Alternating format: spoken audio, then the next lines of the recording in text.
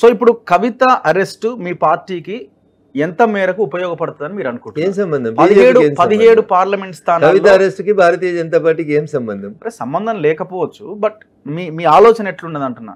సరే, ఎవరో చేసిర్రు, ఏదో ఇన్వెస్టిగేటివ్ ఏజెన్సీ చేసింది. సో అల్టిమేట్ గా మీరు అధికారంలో ఉన్నారు, అరే దాని వల్ల మనకు కొంత మైలేజ్ వచ్చే అవకాశం ఉంది అన్న ఒక ఆలోచన వస్తుంది కదా. ఏదో అట్లా శత్రు పార్టీలని లేదా సిద్ధాంతపరంగా మమ్మల్ని విభేదించే పార్టీల నాయకుల్ని రిమాండ్ చేస్తే మాకు లాభం వస్తుంది అనుకుంటే ఈడీతో చెప్పి రాహుల్ గాంధీనే చేపిద్దాం కదా, సోనియా గాంధీనే చేపిద్దాం. వాళ్ళని కూడా ఇబ్బంది పెట్టిన వాళ్ళు అంటున్నారు కదా. అదే ఈడీ ముందుకి సోనియా గాంధీ గారు వచ్చిండ్రు, అదే ఈడీ ముందుకు రాహుల్ గాంధీ గారు వచ్చిండ్రు, శ్రీమతి ప్రియాంక భర్త గౌరవనీయులు రాబర్ట్ వాద్రా గారు వచ్చిండ్రు. మరి వాళ్ళని అరెస్ట్ చేయలేదు అంటే మేము కాంగ్రెస్ ములాఖత్ అయినమా? చట్టం తన పని తాను చేసుకుపోతుంది. సాక్ష్యాలు, ఆధారాలు, టైము అన్ని దొరికినప్పుడు పట్టుకుపోతారు. ఇప్పుడు అసెంబ్లీ ముందు, ఎలక్షన్స్ కి ముందు మీకు టైం లేక, మీకు ఆ టైం రాక అరెస్ట్ కాలే. నేను అదే MP election before day arrest అవ్వడానికి ఆ రోజు ఆధారాలు వచ్చినాయి అని అనుకోవాలా? తెలంగాణ అదృష్టమో దురదృష్టం ఏంటంటే మా జర్నలిస్ట్ మిత్రులకి ప్రిజుడిస్ ఎక్కువ అయిపోయింది. వాళ్ళు ఒక్కొక్క రంగు జెండాను వేసుకొని మోసుకుంటున్నారు. వాళ్ళ జెండాకు అనుగుణంగా వాళ్ళు సమాధానాలు రాబట్టుకోవాలని అనుకుంటే ఎవరు ఏం చేస్తారు? నేను మీకు ఇంత సూటిగా చెప్తున్నా, ఎన్నికల కంటే ముందే సోనియా గాంధీ గారిని పిలిచిరు, రాహుల్ గాంధీ గారిని పిలిచిరు, రాబర్ట్ వాద్రాని పిలిచిరు. మరి వాళ్ళని డిమాండ్ చేయలేదు కదా, చాలా మంది డిమాండ్ చేయలేదు కదా ఈడీ. అంటే వాళ్ళతో మేము ములాఖత్ అయినామా? వాళ్ళతో ములాఖత్ అయితే బీఆర్ఎస్ తోటి కూడా ములాఖత్ అయినట్టు అని చెప్పాలి. వాళ్ళతో అయితే ములాఖత్ కాలేదు, వీళ్ళతో అయితే ములాఖత్. ఎమ్మెల్యే ఎలక్షన్స్ కి ముందు కవిత అరెస్ట్ కాకపోవడం వల్లనే బీజేపీకి భారీ ఎదురు దెబ్బ తగిలింది అన్నదైతే మీరు అంగీకరిస్తారు కదా అని కొంతమంది జర్నలిస్ట్ మిత్రులు అత్యుత్సాహం. అలా గడుపులో గ్యాస్. కెమెరా ఆపేద్దాం, ఆఫ్ ది రికార్డ్ చెప్పండి. ఆన్ ది రికార్డ్ చెప్పినా అంతే, ఆఫ్ ది రికార్డ్ చెప్పినా అంతే. కవిత అరెస్ట్ కి మాకు ఏం సంబంధం ఉంటుంది చెప్పు? ఒక పర్సెప్షన్ డెవలప్ చేసిరు మీలాంటి కొంతమంది జర్నలిస్ట్ మిత్రులు.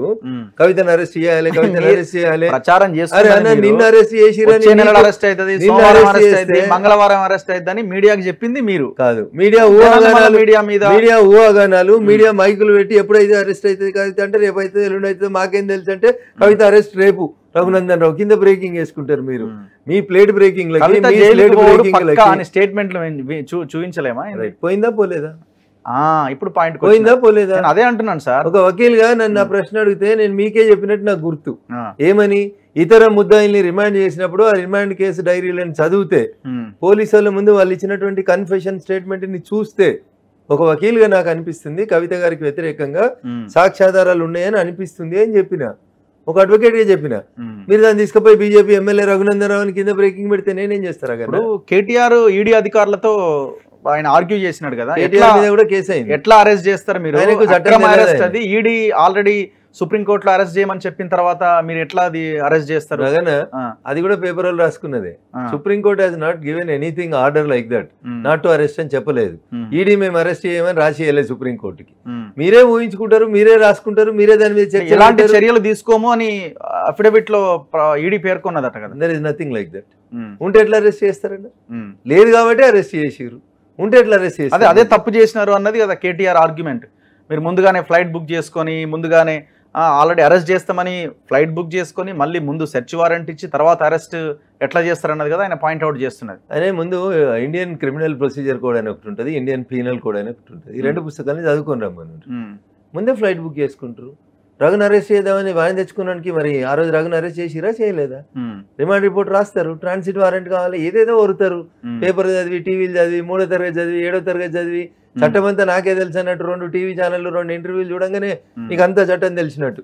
ఈ దేశంలో ఒకటి గుర్తుపెట్టుకోను, నేను చెప్పబోతున్నా ఒక వకీల్గా, నిన్ను నన్ను ఎవరినైనా మంచి తెలుగులో చెప్తున్నా నీకు, ఏ ముఖ్యమంత్రినైనా ఏ కేంద్ర మంత్రినైనా ఎప్పుడు అరెస్ట్ చేయాలనుకుంటే అప్పుడు అరెస్ట్ చేసే అధికారం ఒక చిన్న కానిస్టేబుల్ ఉద్యోగం చేసేటువంటి కానిస్టేబుల్కి ఉంటుంది.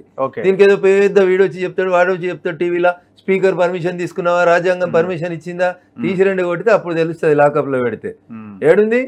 స్పీకర్ పర్మిషన్ తీసుకుంటారు, స్పీకర్కి చెప్తారు మీ ఎమ్మెల్యే ఒకరిని అరెస్ట్ చేసి ఎత్తుకపోతున్నాం, ఇక పలానా లంఘన అని ఇన్ఫర్మేషన్, అది జస్ట్ మెసేజ్. అది ఈ దేశంలో అరెస్ట్ చేయకుండా చట్ట ప్రకారం ప్రొటెక్షన్ ఉన్న వ్యక్తులు ఇద్దరు. ఒకరి భారత రాష్ట్రపతి, 2 ఈ దేశంలో గవర్నర్గా పనిచేస్తున్నటువంటి వ్యక్తులు. ఆ కుర్చీలో ఉన్నంతసేపు ఏ చట్టం కూడా వారిని ముట్టుకోవడానికి భారత రాజ్యాంగం వారికి అనుమతి ఇవ్వలేదు. ఎందుకంటే వాళ్ళే రాజ్యాంగ పరిరక్షకులు కాబట్టి. నేను ముఖ్యమంత్రి బిడ్డను కాబట్టి నన్ను ముట్టొద్దు. ఎంతమంది ముఖ్యమంత్రులే లోపల వారెత్తున్నాగా దిక్కులేంది. ముఖ్యమంత్రుల బిడ్డల గురించి ఏం మాట్లాడతారు మీరు?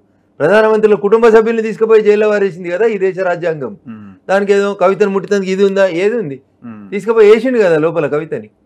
2 ఇంగ్లీష్ ముక్కలు మాట్లాడి టీవీలు ఇట్లా పెట్టి ఏదో గట్టిగా అరిచినట్టు చూపించగానే అయిపోతుంది అనుకున్నా. అరెస్ట్ చేసేందుకు వచ్చిన వాళ్ళు చదువుకోలేదా? చట్టం తెలియదా? వాళ్ళకి ట్రాన్సిట్ వారెంట్ తెలియదా?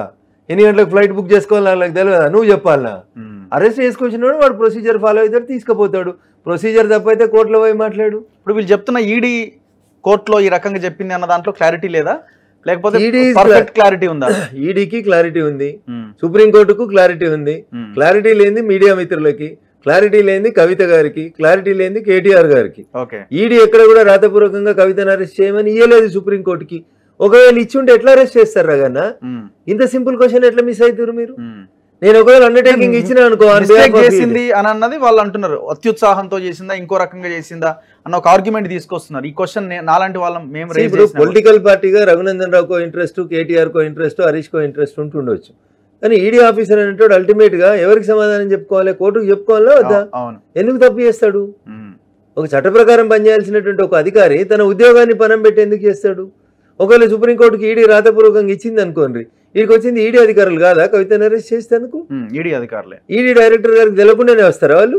ఒకవేళ ఈడీ డైరెక్టర్ గారు అఫిడవిట్ ఇచ్చున్నారు అనుకోండి సుప్రీంకోర్టుగా మీరు చెప్పినట్టు, మరి ఎట్లా పంపిస్తాడు ఆయన?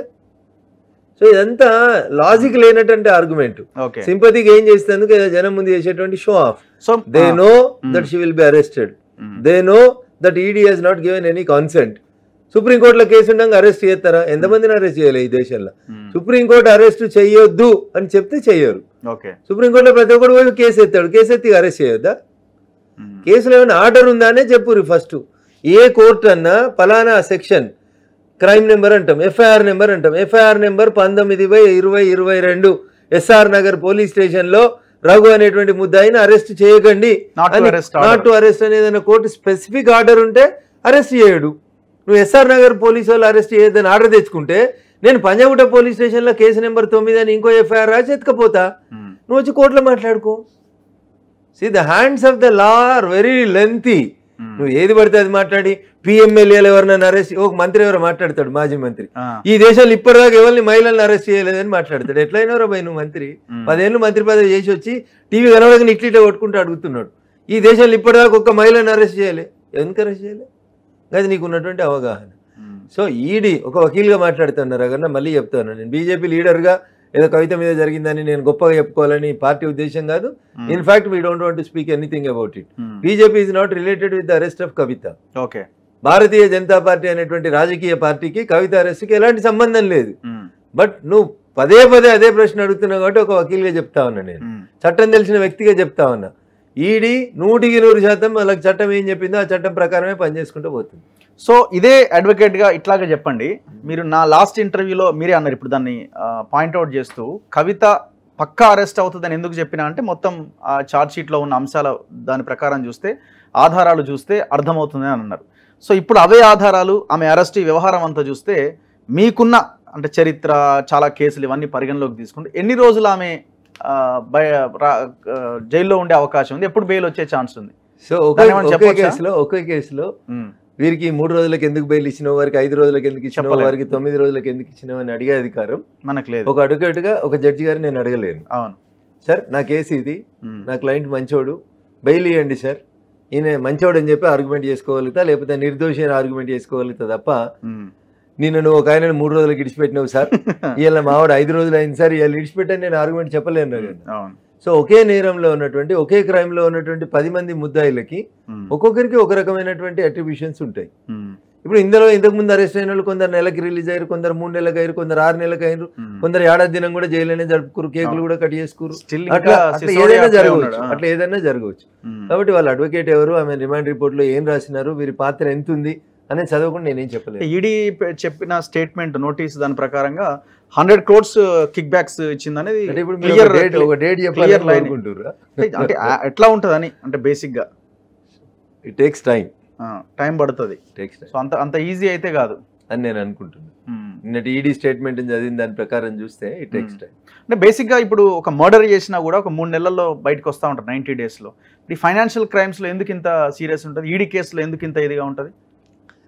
ఎవరు చెప్పారు మీకు మర్డర్ చేస్తే 3 నెలలు 90 డేస్లో వస్తుంటారు కదా, ఛార్జ్ షీట్ వేయకపోతే వస్తుంది. చట్టం ఏం చెప్తా అంటే ఒక నేరస్తుని అదుపులోకి తీసుకున్నాక కోర్టు జ్యుడిషియల్ రిమాండ్కి పంపించినాక 90 రోజులలో ఇన్వెస్టిగేటింగ్ ఏజెన్సీ ఆయన మీద ఈయన పలానా నేరం చేసిండు, ఇగో ఇవి సాక్ష్యాలు అని ఛార్జ్ షీట్ వేయలేకపోతే అప్పుడు మ్యాండేటరీ కింద 90 రోజుల తర్వాత బెయిల్ ఇవ్వాలనేది చట్టం చెప్పిన మాట వాస్తవం. కానీ మీకు గుర్తుండాలి, చిన్న చిన్న కేసులలో 420 కేసులలో కూడా 1.5, 2 ఏళ్ళు 3 ఏళ్ళు జైలు ఉన్నటువంటి సంఘటనలు చూసినాం. Okay, so it all depends upon the gravity of the case. ఆ కేసులో ఇన్వాల్వ్ అయినటువంటి మనీ ఎంత, ఆ కేసుల వల్ల ఎంతమందికి జనానికి నష్టం జరిగింది, పబ్లిక్ ఇంట్రెస్ట్ ఏమైనా ఉందా, సో మెనీ థింగ్స్ ఉంటాయి. రాగానే ఒక బెయిల్ ఆర్గ్యుమెంట్కి 3 రోజులకు వస్తుంది, 30 రోజులకు వస్తుంది, 90 రోజులకు వస్తుంది చెప్పలేము. It all depends upon the remand case dairy. మీరు కవిత గారి రిమాండ్ కేసు డైరీ తీసుకొస్తే ఒక వకీల్గా అప్పుడు మన ఇద్దరం మాట్లాడుకుంటే నేను ఏమైనా చెప్తాను.